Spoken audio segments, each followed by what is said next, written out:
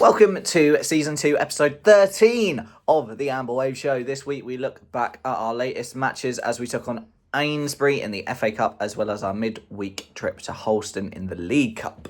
This was the second qualifying round of the FA Vase. The current standings was 6th for Yarmouth and 12th for Ainsbury, who play at the same level but different league. So all indications show it will be a good game. BBC Radio Norfolk was there as well, so a lot of media presence around the team. Ainsley kicked off the game.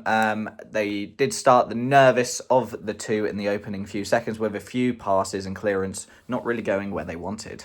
And that nervousness came to haunt Ainsbury very early on in the game as a free kick got whipped in from the far left-hand side of the attacking half for Great Yarmouth. The ball was headed away to a Yarmouth player.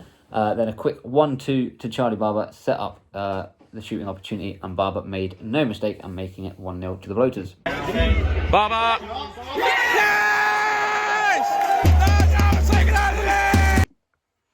The Bloaters' pressure continued and chance after chance came Yarmouth's way, with Ainsbury's defence standing strong. Ainsbury then had a little bit of forward momentum and they were pushing for an equalising goal for a little bit, but nothing too much to start to worry the Yarmouth back line. And that was it for the first half. They went into the break. Great Yarmouth Town 1, Ainsbury 0. Soon into the second half, Great Yarmouth had a free kick from Louis Duffield. That was not a million miles away, but soon after, Yarmouth made it 2, with Jesse Fenn scoring his second in as many games. And Moons joined us again. Charlie! Squeezy! Yes! Jesse! Fan! Get in there! Yeah, things went from bad to worse for Ainsbury as they went down to 10 men for 10 minutes for dissent. Yeah, late on in the match, Halliday crossed a ball low about 20 yards out to Mitchell Belmar and had a little ballerina turn and shot.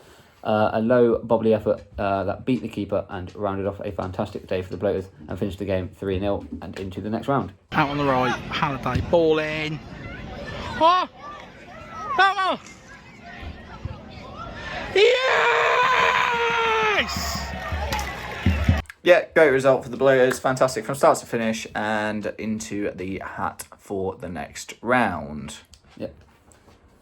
But yeah, I thought we looked very confident in that game, considering we were playing a team that was like pretty much the same level as us. But I thought, well, yeah, we controlled the game really well. Now into the next round. So yeah, and the next round has been drawn, and the positive is we're at home, and the negative is against that club, Histon.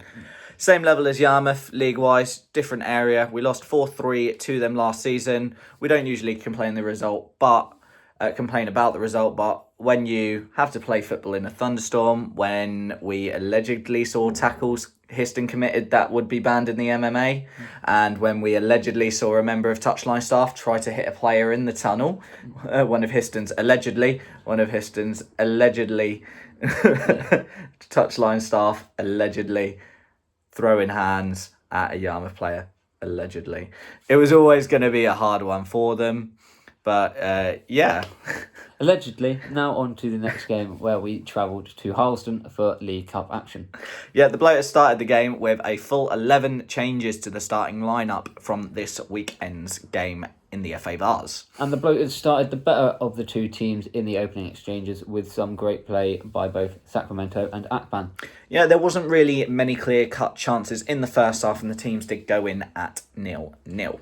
The Bloaters started the second half as well as they did the first, controlling the game and creating many half chances, just lacking that finishing touch. Yeah, late into the game, the best chance so far came for the Bloaters. The ball was smashed across the face of the goal, but lacked someone being in the box, and all it needed was someone to poke it home. Moments later, disaster nearly struck as Harleston had a great darting run into the box. Out came Freddie Allen in goal and just about got the ball. To the Harleston's cries for a penalty, fell on deaf ears. No penalty.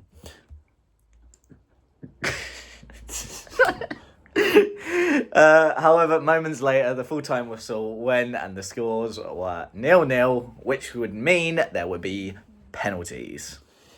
Yeah, going into penalties, Yarmouth have lost the last 2 consecutive penalty shootouts, and unfortunately that trend continued.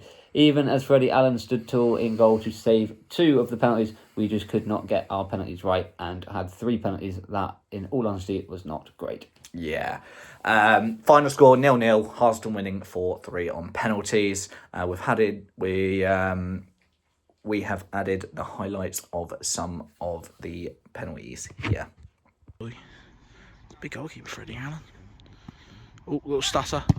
Yes, Freddie! Yes, Freddie! Get in there, Freddie! Come on! Yarmouth starts to take advantage, though. So Yarmouth staying for a score. Can take advantage. Come on, boys. Oh, it's happened again! Halston missed and Yarmouth missed. It remains 2-2. Sudden death. No fins. Right, Halston versus Freddie. Oh, nearly. Ooh! Yeah, they got people to start each week, so Yarmouth have to score. And they do! And they do, 3-3. Sudden death goes on. On to the 6th penalty. It's on to the people now who didn't want to take one in the initial 5. Scored! So we have to score. Score! Once again, Yarmouth have to score.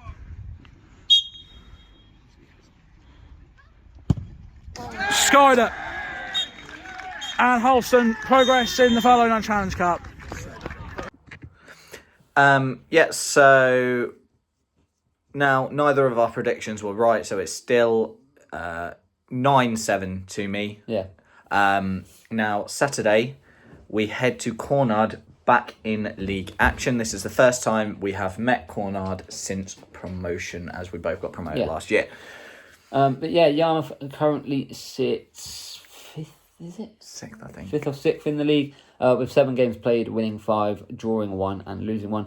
And yeah, that is a great points return and sitting in the league, like where we are in the league. And that's because everyone else has games in hand due to our runs in the cup, with one club even having played 5 games more than the Bloaters. And Cornard sit 16th in the league with winning 2 games, drawing 1 and losing 5, but have had to play some of the harder teams like Stowmarket, Dereham and Thetford in some of their games, so not the easiest of starts. Overall, I don't think there'll be much of a problem for Yarmouth. Obviously, football, anyone can win any game, but I feel how Yarmouth play, their style, their forward thinking, and how they played for the last season and a half. I think we're going to win, and I think we're going to win 2-0. I'm going to predict 4-1 to Yarmouth. 4-1.